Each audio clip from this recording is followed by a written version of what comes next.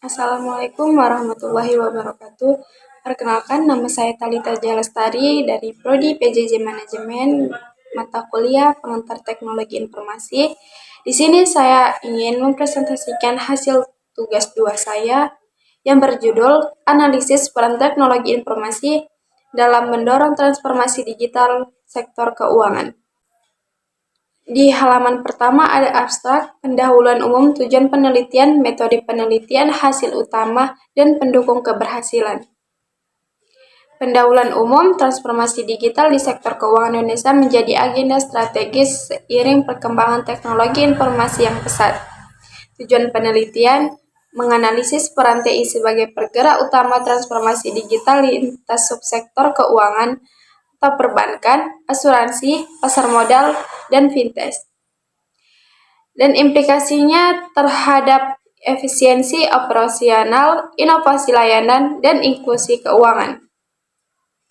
Metode penelitian, kualitatif dengan studi kasus dan analisis literatur, data dari jurnal ilmiah, laporan lembaga keuangan, dan berita terkini. Hasil utama, ada penerapan TI meningkatkan kecepatan dan kualitas layanan. Ada memperluas akses keuangan bagi masyarakat yang tidak terlayani, dan mendorong inovasi produk digital melalui teknologi seperti pembayaran digital, AI, big data, dan cloud computing. Ada pendukung keberhasilan, infrastruktur digital yang siap, regulasi adaptif, dan sumber daya manusia kompeten. Di halaman kedua ada kata kunci. Kata kuncinya teknologi informasi, transformasi digital, sektor keuangan, inklusi keuangan, dan inovasi layanan. Selanjutnya, halaman ketiga, pendahuluan ada latar belakang, permasalahan, dan tujuan penelitian. Yang pertama, latar belakang. TI membawakan perubahan fundamental pada sektor keuangan dari konvensional menjadi sistem digital terintegrasi. Indonesia memiliki sekitar 210 juta pengguna internet di tahun 2022 dan lebih dari 180 juta pengguna layanan keuangan digital di tahun 2024. Peningkatan peringkat dalam World Digital Competitiveness Ranking menunjukkan kekuatan ekosistem digital. Permasalahannya, ada tingkatan inklusi keuangan yang belum merata, kesenjangan infrastruktur digital antar wilayah, keterbatasan akses pembiayaan bagi UMKM. Tujuan penelitiannya memberikan kontribusi teoritis dan praktis untuk merumuskan strategi digital yang efektif, inklusif, dan berkelanjutan. Selanjutnya, di halaman keempat metode penelitian ada pendekatan, sumber data, tahap penelitian, dan ruang lingkup. Pendekatan kualitatif dengan desain, studi kasus, dan analisis literatur. Sumber data, sumber sekunder. Yang pertama, jurnal ilmiah nasional. Yang kedua, laporan resmi atau OJK, Bank Indonesia, BIS, dan IMF.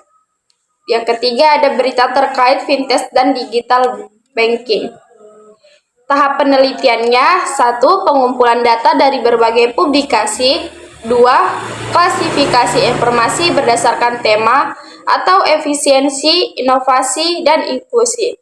Yang ketiga, interpretasi data untuk memahami kontribusi TI.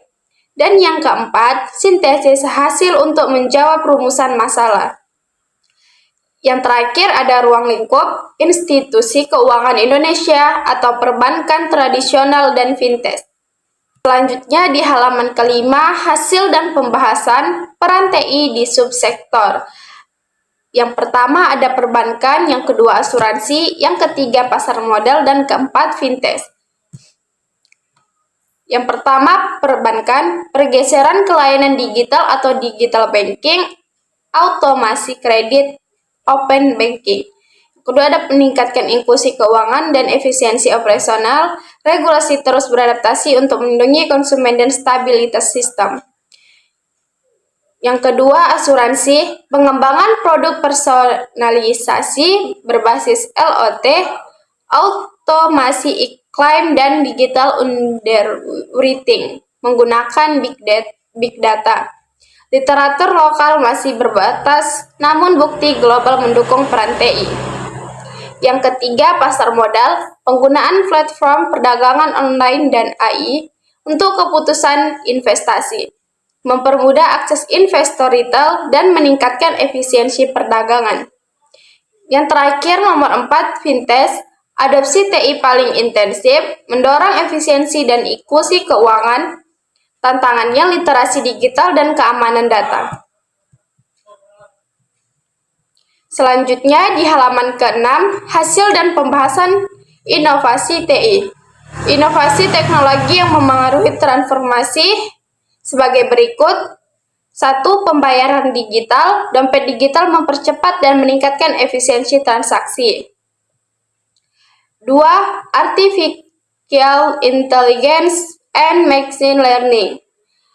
Otomasi proses, analisis risiko, personalisasi layanan. Yang ketiga, big data analytics, mendukung keputusan strategis dan mendorong inklusi keuangan.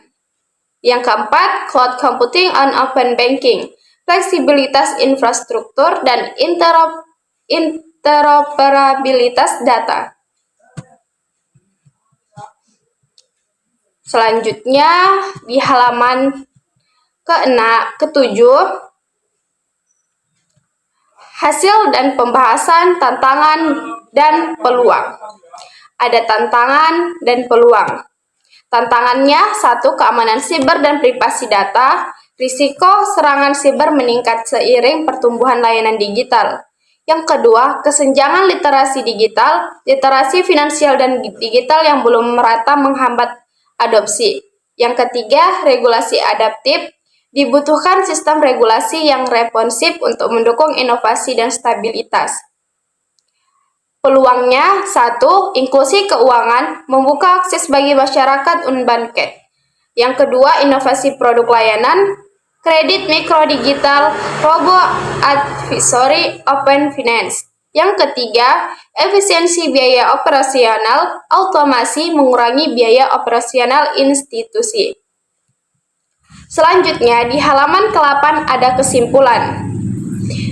Yang pertama, kesimpulannya teknologi informasi berperan strategis sebagai pergerak utama transformasi digital sektor keuangan Indonesia. Yang kedua, TI meningkatkan efisiensi operasional, mendorong inovasi layanan, dan memperluas inklusi keuangan. Yang ketiga, transformasi terjadi di seluruh subsektor atau perbankan, asuransi, pasar, modal, dan fintech, memberikan layanan yang lebih cepat, transparan, dan terjangkau. Yang keempat, faktor pendukung keberhasilannya, infrastruktur digital yang siap, regulasi adaptif, dan sumber daya manusia kompeten. Dan yang kelima, penelitian memberikan analisis komprehensif dan eksin untuk strategi transformasi digital yang inklusif dan berkelanjutan. Terima kasih. Wassalamualaikum warahmatullahi wabarakatuh.